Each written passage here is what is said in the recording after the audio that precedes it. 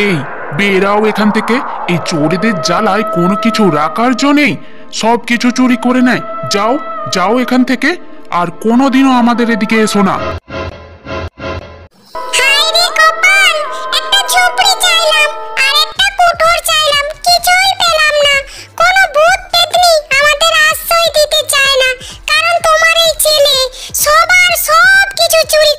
আমার কি দোষ? ছেলে তোমার মতোই হয়েছে, তোমরা দুজনে চোর ছাঁচড়। হ্যাঁ বাবা, তুমি তো শুধু খাও আর ঘুমাও, তাই আমার যেটা প্রয়োজন আমি অন্যের থেকে নিয়ে নেই।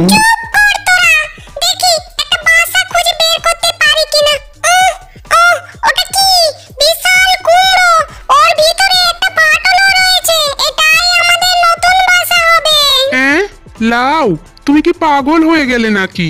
আমরা কি এখন দিয়ে লাউয়ের ভিতরে থাকবো?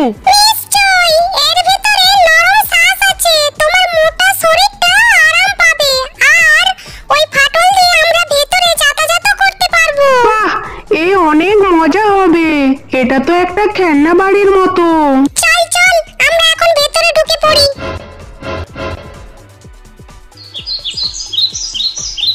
এদিকে গ্রামে রমেশ, তার স্ত্রী সীমা আর ছেলে রাজু যে বাড়িতে থাকে সেই বাড়ির চালের ওপর লাউটি ঝুলছিল। তারা কিছুই জানতো না যে একদল অবাঞ্ছিত অতিথি তাদের বাড়িতে বসবাস শুরু করেছে।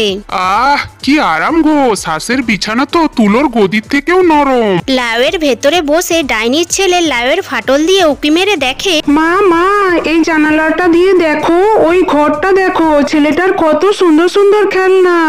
দেখো, একটা কাঠের ঘোড়া, লাল রঙের মার্বেল, রঙিন বল। ও মা, আমি কয়েকটা নিয়ে আসি না মা? একদম আস্তে, অত হইচই করবি না। লাউয়ের ভেতরে এত লাফালাফি করলে লাউটা টিন থেকে পড়ে যাবে, আমাদের উপস্থিতি ধরা পড়বে। চুপি চুপ আয়, কেউ যেন টের না পায়। এটা আমাদের গোপন আস্তানা, সেটা কিন্তু মনে রাখিস। কিন্তু মা, ওই কাঠের ঘোড়াটা দেখেছো? আমি ওটা চাই। আচ্ছা আচ্ছা, ঘোড়াটা আনতে পারিস, কিন্তু কোনো শব্দ করবি না।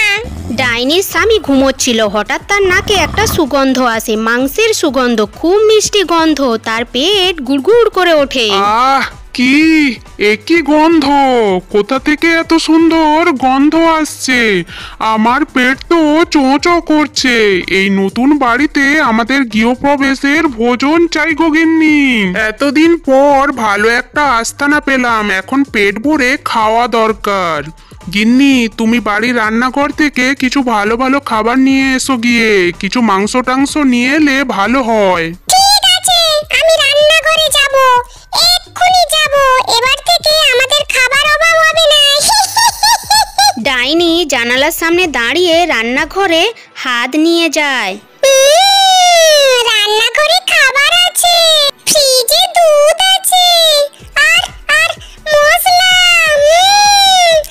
আর মশলা ছাড়া তো রান্নাই হবে না। সব আনতে হবে। ঠিক তখনই ডাইনির ছেলে চুপি চুপি রাজুর ঘরে ঢুকে পড়ল এবং রাজুর প্রিয় কাঠের ঘোড়া, কিছু মার্বেল এবং একটা বল চুরি করে নিল।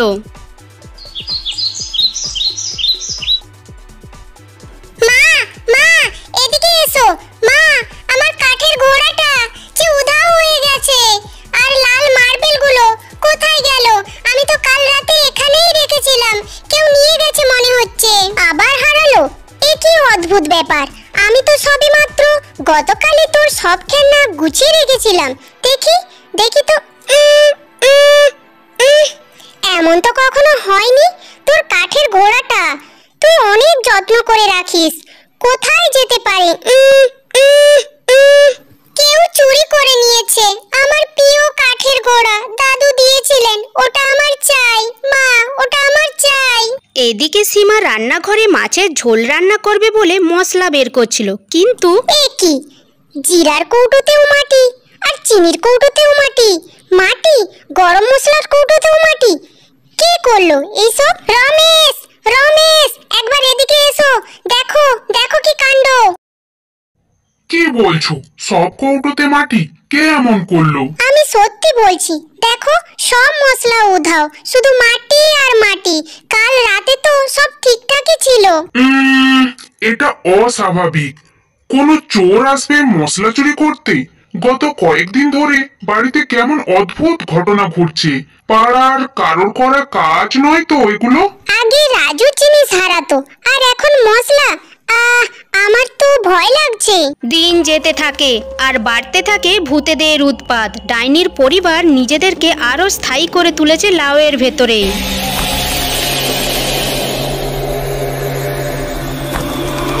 শোনো, শুনতে পাচ্ছ?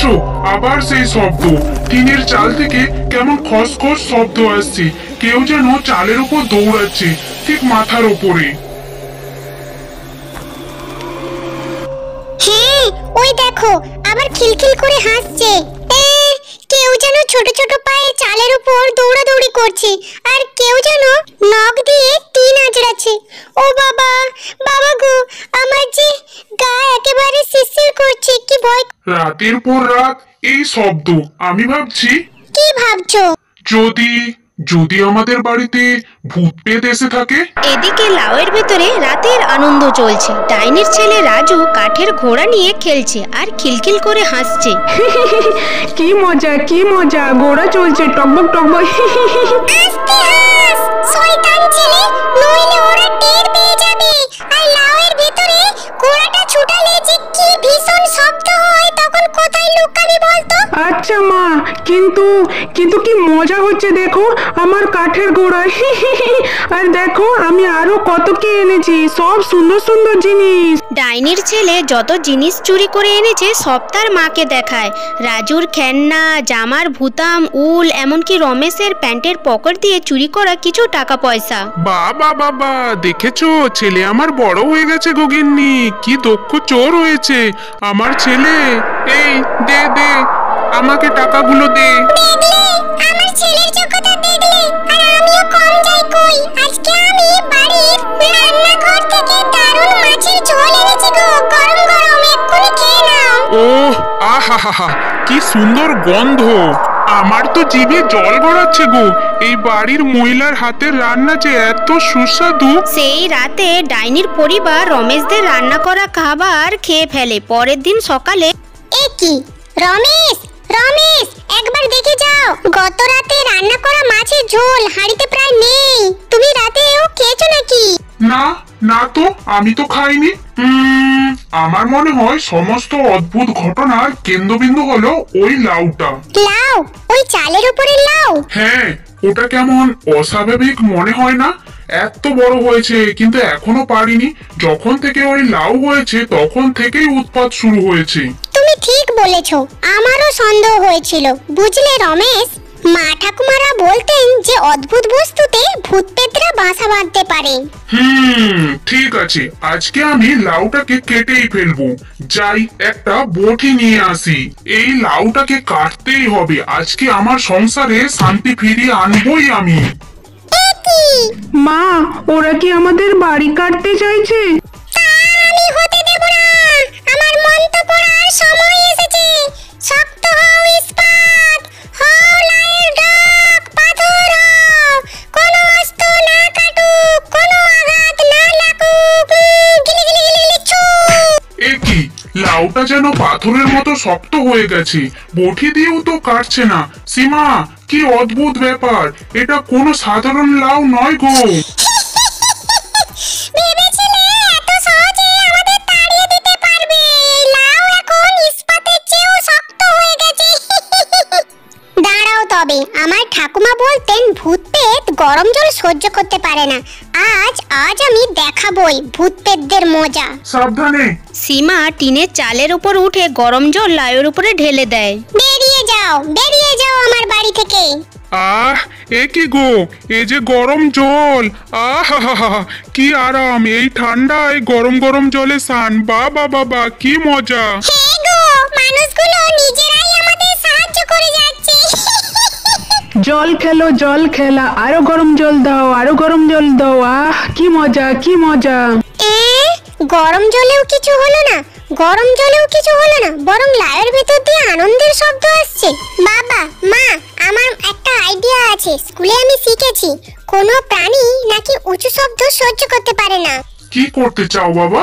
আমার যত সব স্পিকার আছে সেগুলো একসঙ্গে বাজাবো খুব জোরে। ভূত পেট যদি থাকে তাহলে সেই শব্দে পালাবে। এবার দেখি কে এখানে থাকে আর কে এখান থেকে যায়। এই ঢিকচিকি ঢিকচিকি ঢিকচিকি ঢিকচিকি ঢিকচিকি ঢিকচিকি ঢিকচিকি ঢিকচিকি ঢিকচিকি ঢিকচিকি ঢিকচিকি, কি চমৎকার গান! এটা তো মেলা লাগছে গো। ওই শশী কাপুরের গান সেই ছোটবেলায় শুনতাম। এই ঢিকচিকি ঢিকচিকি ওই ওই ডিজে বাজাও, ডিজে ডিজে, আরো জোরে নাচো নাচো, ঢিকচিকি ঢিকচিকি ঢিকচিকি ঢিকচিকি ঢিকচিকি। এতেও কোনো লাভ হলো না, বরং মনে হচ্ছে লাউয়ের ভিতরে কেউ যেন নাচছে। আমার ঠাকুমা বলতেন ডাইনিরা নাকি খুব লোভী হয়, তারা নিজেদের কোনো প্রিয় জিনিস পেলে অন্য কিছু কোনো খেয়ালই রাখে না। তোমার কথা শুনে আমার একটা আইডিয়া এসেছে। ওই দূরের গ্রামে একটা বাবাজি থাকেন, তিনি তন্ত্রমন্ত্র জানেন। চলো তার কাছেই যাই। ওম ওম বম বম হিং হিং। এই মন্ত্রপুত্র জল দিলাম, যখন ডাইনি এর সংস্পর্শে আসবে এটি তার শক্তি কেড়ে নেবে, আর এই মন্ত্রটা মনে রাখবে। এই এতগুলো মিষ্টি, মাংস, খেলনা, এগুলো গরিবদের দান করব। আহা কি সুন্দর রাজুর খেলনাগুলো। মা মা, আমার সেই রঙিন খেলনাগুলো দেখো দেখো, বাইরে রাখা আছে, নিয়ে আসি। আহা কি সুন্দর গন্ধ গো! আমার জিভে যে জল এসে যাচ্ছে, পেটে যেন শত শত সূচো লাফাচ্ছে গো। থামো, এটা একটা ফাঁদ হতে পারে, সবাই সাবধান। আর কত সাবধানে থাকবো গো গিন্নি, মাংসগুলো শুকিয়ে কাঠ হয়ে যাবে যে। কত সুন্দর মাংস, দেখো আমার যে জিভে জল চলে আসছে, থামছে না। তুমি নিয়ে আসো না মা, তোমার হাত তো সব থেকে লম্বা। আচ্ছা দাঁড়া দাঁড়া, এই তো প্রায় পৌঁছে গেছি। সীমা মন্ত্রপুত জল ডাইনির হাতে ছিটিয়ে দিল। আগুন আগুন, আমার হাত পুড়ে যাচ্ছে যে। ওরে বাবা গো, ওরে বাবা, মরে গেলাম গো, মরে গেলাম। রমেশ ও রাজু লাঠি দিয়ে লাউয়ের ওপর আঘাত করতে থাকে, সাথে সাথে সেই মন্ত্রপুত জল লাউয়ের ওপর ছিটাতে থাকে। যে লাউ তোমার আশ্রয়, আজ তাই হবে সমাধি। আরে সবাই ছটাফট বাইরে বেরা রে, এই আশ্রয় আর আমাদের নয়, এখানে থাকলে যে মরে যাব। বাবা রে, আমি যাই, আমি বেরালাম। ও মা মা, আমার খেলনা, এই খেলনাগুলো কি হবে? ওরে খেলনা ছাড়, আগে প্রাণ বাঁচাও। লাউয়ের ফাটল দিয়ে তিনজন ভূত বেরিয়ে পালিয়ে যায়। এই যাত্রায় বেঁচে গেলি, আমরা আবারও আসবো আমরা। আবার আসলে তোমাদের কোনো চিহ্নই রাখবো না। এভাবে রমেশ, সীমা ও রাজু তাদের বাড়ি থেকে ডাইনি পরিবারকে তাড়িয়ে দিল। তারা লাউটাকে টিনের চাল থেকে নামিয়ে আনলো এবং বাবাজির নির্দেশে লাউটিকে পুড়িয়ে ফেললো, যাতে ডাইনিরা আর কোনোদিনই ফিরে আসতে না পারে।